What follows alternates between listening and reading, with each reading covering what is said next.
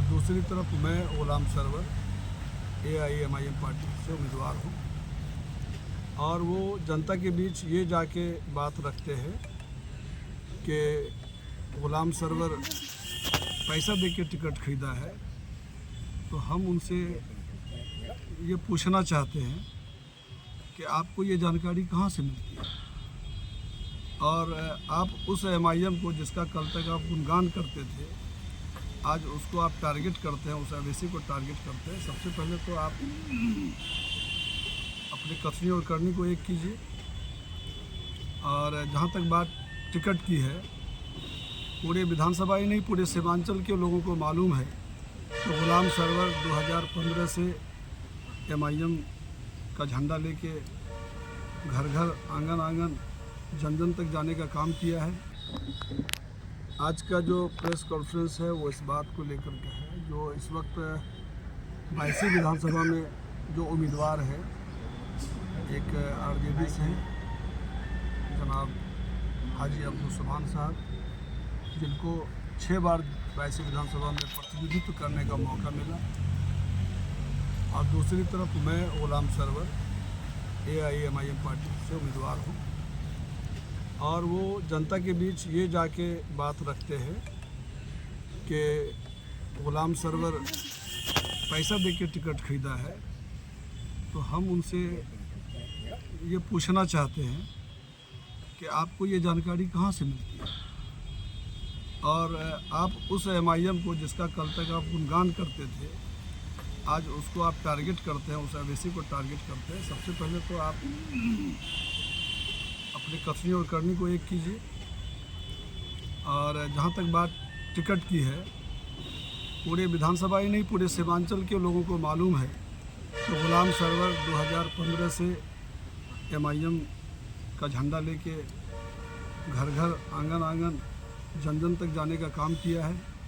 और 2015 का चुनाव लड़ाया गया पार्टी की तरफ से। 2020 में हमारी टिकट कट गई, परिस्थिति जो भी रहा। और 2025 में पार्टी के सदर, बिहार सदर और राष्ट्रीय सदर जनाब बैरिस्टर असदुद्दीन अवैसी साहब बुला के टिकट दिए हैं, और ये कह के टिकट दिए हैं कि कहीं ना कहीं आपके साथ पिछले दिनों चूक हुआ है। हम लोग उस चूक को सुधारना चाहते हैं, और आप हमारी पार्टी से चुनाव भी लड़िएगा।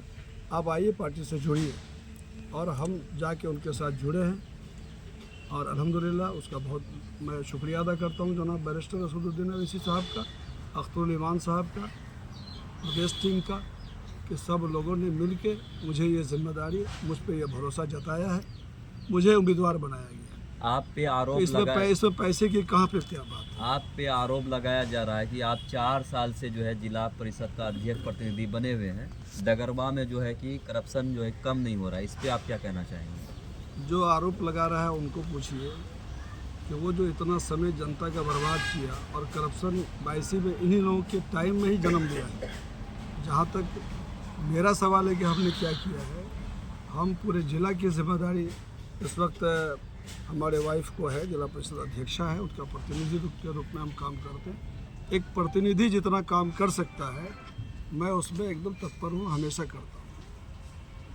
कुछ लोगों का ये भी कहना है कि डगरवा में जिला परिषद का अध्यक्ष बने हैं, लेकिन डगरवा का क्षेत्र का विकास नहीं हुआ, इस पर आप क्या कहेंगे? ये तो आप यहाँ की जनता से फीडबैक लीजिए। हम अपने विकास का चर्चा अपने क्यों बताएं आपको?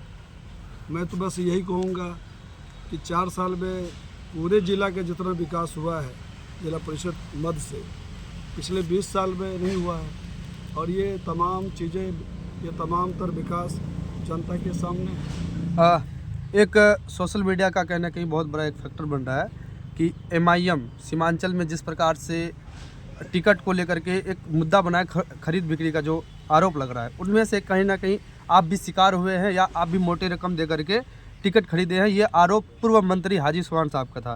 क्या इसमें आप तत्पर पर के खुलासा कर सकते हैं? नहीं, ये तो अब उन्हीं से पूछिए ना। वो तो MIM के दफ्तर का चक्कर लगा रहे थे, वो बताएंगे ना कि उनसे क्या पैसा मांगा गया था या क्या मामला है। हम लोग तो पार्टी के पुराने कार्यकर्ता हैं। पार्टी हम लोगों पे पहले भी भरोसा करके चुनाव लड़ाई थी, जिसमें हमारा वो वैसी तैयारी उनको पार्टी को नहीं दिखा होगा।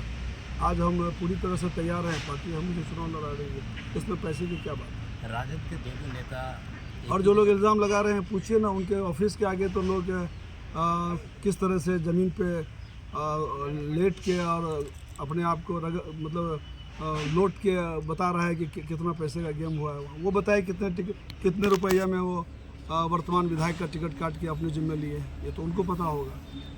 देखा जा रहा है कि लगभग 30 से 40 साल तक बाईसी विधानसभा के जो बाईसी क्षेत्र है उसी से एमएलए बन रहे हैं, लेकिन इस बार डगरवा क्षेत्र से आपको टिकट मिला है, लेकिन जो राजद के जो नेता हैं वो मिल गए हैं, क्या आप मजबूती से चुनाव लड़ पाएंगे? देखिए, डगरवा बाईसी नहीं, बाईसी विधानसभा परिवर्तन चाहती है और ये परिवर्तन के तौर पे ही 2020 का रिजल्ट को देखिए आप।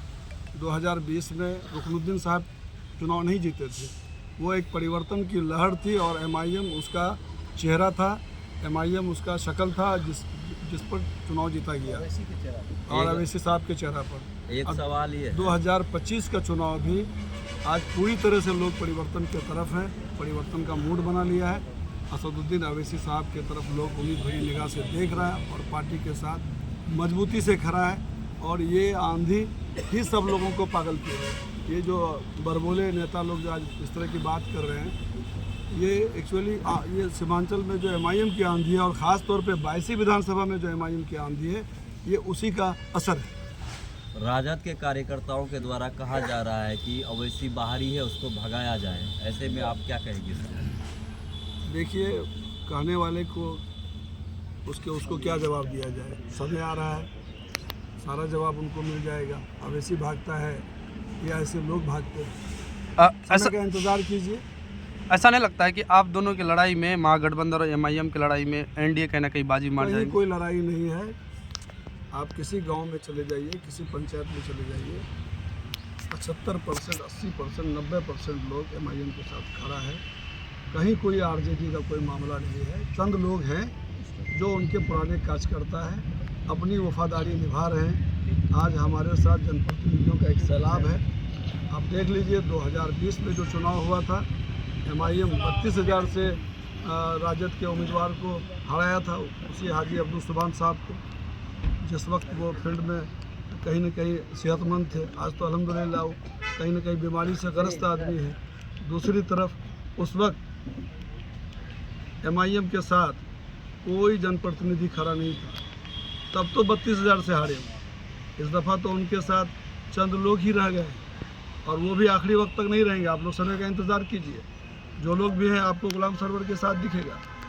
अच्छा, आप और सोशल मीडिया में जनप्रतिनिधि का एक बड़ा सैलाब आपको आज के प्रेस कॉन्फ्रेंस में दिख रहा है कि नहीं दिख रहा? सारा चेहरा देख लीजिए आप। वर्तमान विधायक कहीं ना कहीं अब दोनों मिल चुके हैं। ये तमाम लोग, ये तमाम जो जनप्रतिनिधि हैं, डगरवा नहीं बल्कि गुलाम सरवर के साथ कभी खड़ा नहीं था।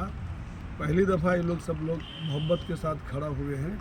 आपको एक बड़ा रिजल्ट दिखेगा। हम लोग बाईसी विधानसभा में एक ऐतिहासिक जीत की तरफ है। अल्लाह से दुआ कीजिए, पूरे बिहार में ऐसा रिजल्ट नहीं मिलेगा इंशाल्लाह। सोशल मीडिया में एक वीडियो वायरल हो रही है कि जिस तरह से बाईसी में हर बार की लड़ाई होती थी, चाहे वो राजद और एनडीए के बीच हो या और अभी 2 साल से जो है राजद और नीम के बीच होती है, लेकिन इस बार कहीं ना कहीं दोनों के बीच लड़ाई ना होकर के इस बार डगरवा और बाईसी के बीच जो है संघर्ष होना। देखिए, कितनी सच्चाई है? सीमांचल के जनता के दिलों से ये राजद गठबंधन उसी दिन उतर गया जिस दिन एमआईएम के तरफ से एक पहल किया गया था गठबंधन के लिए और कहा गया कि सिर्फ 6 सीट हमें दे दो, आप गठबंधन कर लो। लेकिन ये लोग ख़ास तौर पे मुस्लिम और अक़लियत का केवल वोट चाहता है, इसकी हिस्सेदारी कहीं पे भी तय नहीं करना चाहता है। ये तमाम तर बातें आज के जो जागरूक जनता है वो सब देख रहा है और लोगों के दिल से पूरी तौर पे गठबंधन और ख़ास करके तेजस्वी यादव उतर चुका है। आपका चुनौती किसके साथ है बसी विधानसभा में? हमारा चुनौती किसी के साथ नहीं है। जहाँ 75-90% वोटर एक तरफ हो, वहाँ चुनौती का क्या सवाल उठता है? ठीक है, बीजेपी का कुछ पैकेज वोट है वो उसको मिलेगा, हम लोग उसको मान के चल रहे हैं। लेकिन जो बाकी वोटर है वो तमाम तर लोग एमआईएम के साथ, अवैसी साहब के साथ और गुलाम सरवर के साथ खड़े हैं। एम के अलावा आपका बाईसी में आपका निजी पॉकेट वोट कितना है? ये बहुत चर्चा का विषय है। पर्सनली वोट जो होता है बहुत चर्चा का विषय रहता है। बोले कि इंडिया का जो निजी पर्सनली वोट है उसको उतना मिलेंगे, लेकिन आपको आपको पता है कि जो जितना सेकुलर वोट है बाईसी विधानसभा में वो तमाम तर लोग गुलाम सरवर और MIM के साथ करा। वो तमाम तौर मेरा पॉकेट का वोट है, यही समझ। जन स्वराज क्या भूमिका लोग निभाएगी चाहेगा बाईसी कि में? ऐसी पार्टी को वोट कर दे जो संविधान बदलना चाहता है, जो देश के भाईचारा को ख़त्म करना चाहता है। तो सेकुलर लोग तो कहीं से भी NDA या उसके गठबंधन में जाने से रहा। वहीं तो दूसरे तरफ बता रहे हैं जो जनस्वराज बोले कि राजद से जो छठे हैं तो वो तमाम लोग जो है वो जनस्वराज की तरफ मूव किया हुआ है। देखिए, जब सेकुलर वोट हर कैंडिडेट अपने बारे में कहेगा, हर पार्टी अपने लिए बोलेगा, लेकिन आप तो पत्रकार भी हैं, आपको सब कुछ का ज्ञान है, जानकारी है, देखते हैं, आप बड़े आंखों से देखते हैं, खुले आंखों से देखते हैं। कहीं सीमांचल में जन स्वराज का कोई मामला नहीं, और 82 विधानसभा में तो बिल्कुल नहीं। चुनावी मुद्दा क्या रहेगा अगर आप जीत जाते हैं तो पब्लिक के बीच क्या देना चाहिए?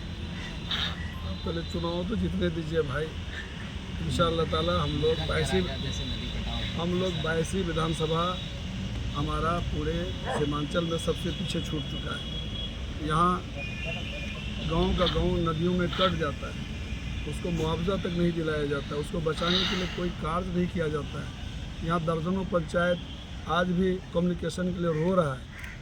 आपके यहाँ अस्पताल है, बीमार पड़ा हुआ है, आपका अनुमंडल, आपका प्रखंड, आपका थाना भ्रष्टाचार के जद में आ चुका है।